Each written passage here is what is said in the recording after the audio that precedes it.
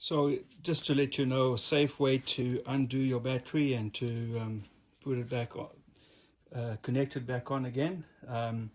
What you'll find is you have polarity here is negative. You see the minus over there next to that, and there's a plus over there. That's your positive. And what you want to do is when you undo your battery, when you want to disconnect it, you do your negative first, you disconnect that, then you disconnect your positive. And when you put it back together again, you connect your positive first, and then you connect your negative.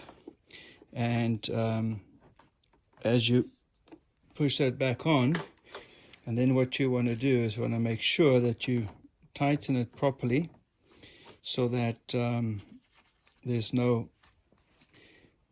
play, because you want a good secure connection that will give you the premium battery power that you need for your vehicle.